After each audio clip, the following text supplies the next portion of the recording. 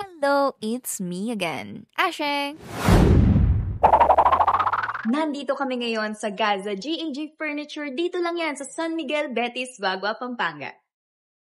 O yung mga kabalan ko dyan, for sure kung nagawi kayo ng Betis, madadaanan nyo tong GAG Furniture. Dito lang yan sa Purok 3, San Miguel, Betis. Nag-i-inquire na rin nga pala ako ng furniture ngayon para at least sa susunod, alam ko na, di ba, kung saan ako kukuha. Naku, kung mapapansin nyo, saktong-sakto yung mga sofa, tsaka yung mga chairs, lalong-lalo na sa bahay namin, kaya kinikilig din ako tuwing nakakakita ako ng ganito. Alam nyo, totoo talaga yung sinasabi nila na alam mong tumatanda ka na kapag ganito na yung mga hinahanap-hanap mo. Mukhang meron na akong napili, guys. And feeling ko ito na rin yung pag-iipunan ko sa susunod. Kasi saktong-sakto to sa kwarto ko. Iba pa rin talaga kapag nakikita mo yung mga furniture physically, no? Kasi dito mo rin talaga makikita kung quality and kung gaano katibay yung mga furniture nila. Siyempre, kailangan din see for yourself, di ba? At nandito na nga pala ako sa office nila para mag-inquire, pero ang una kong napansin ay yung mga awards ng Gaza mismo. And dito mo rin talaga makikita yung hard work ng isang owner and yung satisfaction ng mga tao sa kanila. And syempre, isa na rin ako sa magbibigay ng positive rates sa kanila. Grabe, ang daming awards. Hakot awards ba to? And finally, na-meet ko rin po si Mr. Gary V. Gaza. And ngayon, pumipili na rin pala ako ng mga colors and textures para sa mga susunod na sofa natin. Doon sa sofa, dining set, tsaka doon sa mga bed frame po natin. Bed frame. Muli nating bisitahin ng kanilang showroom at factory para matuklasan natin kung gaano sila kahusay sa paggawa ng kanilang muebles.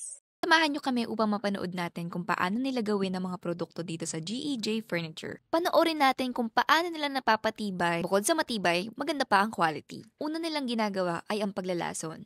Gumagamit sila ng solignum upang hindi bukbukin at tirahan ng mga insekto. Pangalawa naman ay ang pagliliya. Gumagamit sila ng sandpaper upang kuminis lalo ito. Pangatlo naman ay ang preparasyon. Dito kung saan naglalagay na sila ng masilya at iba't iba pang produkto upang maging pantay at maganda ang kahoy. Pang-apat naman ay ang pagkukulay. Ginagamit muna nila ang primer at lilihain ito ulit upang mas maging makinis at makintab pagkatapos. Panglima naman ay ang top coating. Pagkatapos matuyo sa unang coating, may top coating pang ilalagay upang mas maging makintab at makinis ito. Mabusisi nila talagang tinututukan ang kanilang mga gawa at may quality checker sila na sinusupervise araw-araw upang mapanatili ang kalidad, tibay at ganda ng kanilang mga produkto. Ngayon, alamin naman natin kung paano nila bihisan at lagyan ng tela ang kanilang mga nayaring mga gawa. Upholstery naman, dito nila pine-prepare at nilalagyan ng original Uratex with fiber fill ang mga furniture tsaka nilalagyan ng tela o leather. Lahat naman ng gamit nilang materyales ay heavy duty kaya assure sa beauty at quality. May mga choices din ang clients maaaring pagpilian sa pagpili ng ilalagay na tela o leather. And here's the outcome of the furniture. Pwede na rin kayong mag-inquire sa kanilang FB page Gaza GEJ Furniture Betis para ma-message nyo na sila sa mga details na gusto ninyo. Thank you so much din po sir and ma'am sa pag-accommodate po sa akin. Sa susunod po ulit, tara na at mas lalo pa nating pagandahan ang bahay ninyo dito sa GEJ Furniture Betis, Pampanga.